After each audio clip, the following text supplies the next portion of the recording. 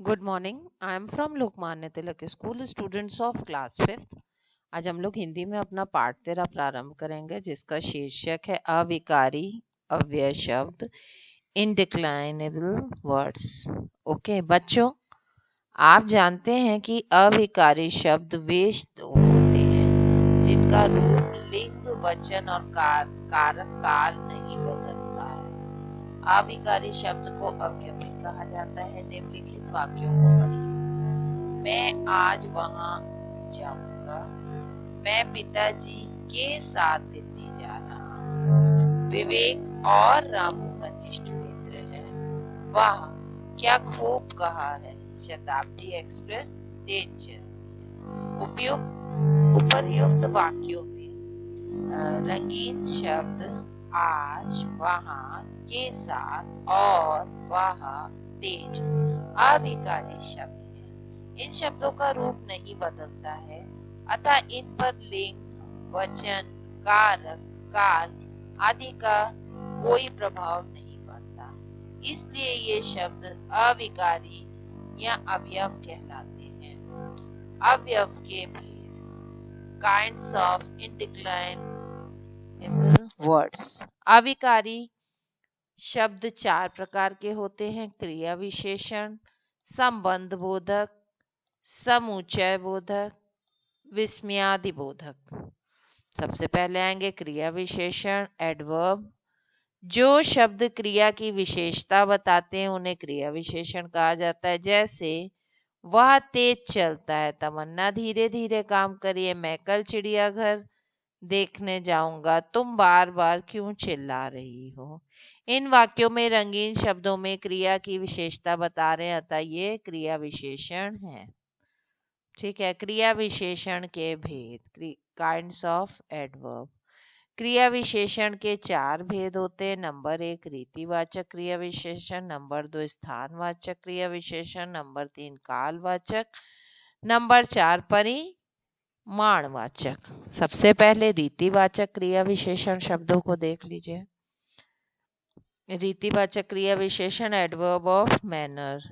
जिन शब्द से क्रिया के पूर्ण होने की रीति या तरीके का पता चलता है उन्हें रीतिवाचक क्रिया विशेषण कहा जाता है। जैसे वह सुखपूर्वक जीवन बिताता है, बूढ़ा धीरे धीरे चलता है, वह तुरंत गुस्से में आ जाता है।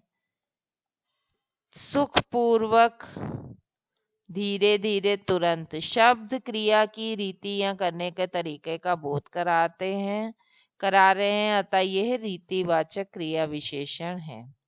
स्थानवाचक क्रिया विशेषण, एडवर्ब ऑफ प्लेस।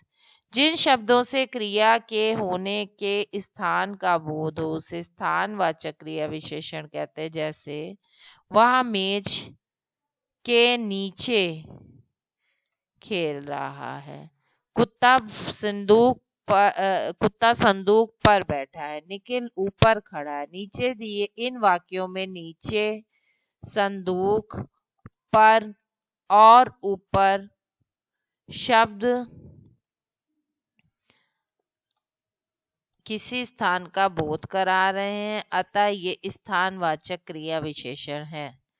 कालवाचक क्रिया विशेषण, एडवर्ब ऑफ टाइम। जिन शब्दों से क्रिया के कार्य के होने का समय स्पष्ट होता है उसे कालवाचक क्रिया विशेषण कहा जाता है। जैसे तुम कब आओगी, अभी आपका वहां जाना ठीक नहीं होगा, सदा सत्य बोले।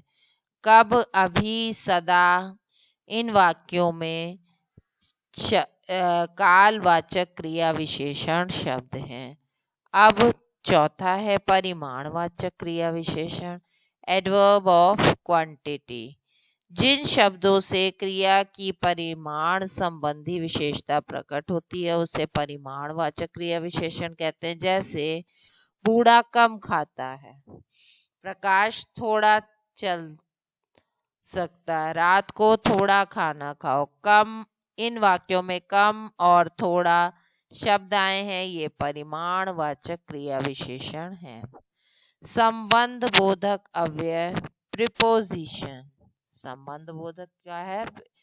प्रीपोजिशन, मेरे साथ मत रहो, मेरे घर के सामने एक पेड़ है, सोमवार के बाद मंगलवार आता है, सभी लोग घर से बाहर निकल गए। ऊपर दिए गए वाक्यों में साथ, के सामने, के बाद, से बाहर आदि ऐसे शब्द हैं जो एक दूसरे से संबंध स्थापित कर रहे हैं, अतः ये शब्द संबंध बोधक शब्द है। जो शब्द वाक्य में आए हुए किसी शब्द को अन्य शब्द के साथ संबंध बताते हैं उन्हें संबंध बोधक अवयव कहा जाता है। जैसे रोटी के बिना मैं जीवित नहीं रह सकता, के बिना, इस वाक्य में के बिना रोटी और मैं के बीच संबंध बता रहा है। ठीक है। संबंध बताने वाले अन्य शब्द, के साथ, के संग, के बदले, की ओर, के बगैर, के बाहर, के बाद, के मध्य, के पहले, के नीचे, के आगे, के भीतर, सर्वत्र, द्वारा, ताकि आदि। ठीक है। अब क्रिया विशेषण और संबंध अवयव में अंतर। कुछ कालवाचक और स्थानवाचक क्रिया विशेषण संबंध बोधक भी होते हैं, अतः इनमें अंतर यह होता है कि यदि काल और स्थानवाचक शब्द क्रिया की विशेषता बताए तो क्रिया विशेषण होंगे, और यदि ये एक दूसरे से संबंध स्थापित करेंगे तो संबंध बोधक होंगे। जैसे किशोर अंदर आओ, घर के अंदर गंदगी पड़ी है, ये गंदगी और घर का संबंध बता रहा है, और ये किशोर को कार्य करने के लिए कह रहा है अंदर जाओ। राम पंक्ति में आगे खड़ा है, खड़ा है क्रिया हो रही है। घर, मेरे घर के आगे बगीचा है, बगीचा घर से संबंध बता रहा है। राजेश नीचे था, राजेश पेड़ के नीचे खड़ा था, पेड़ और राजेश का संबंध बताया दिया, और इधर खाली क्रिया चल रही है। कुत्ता पीछे चल रहा है, मकान के पीछे गौशाला है, वह काम पहले करो, यह खाने से पहले करो, यह काम खाने से पहले करो। अब अगली बार हम लोग समूचय बोधक अवयव पढ़ेंगे। Okay children, good day.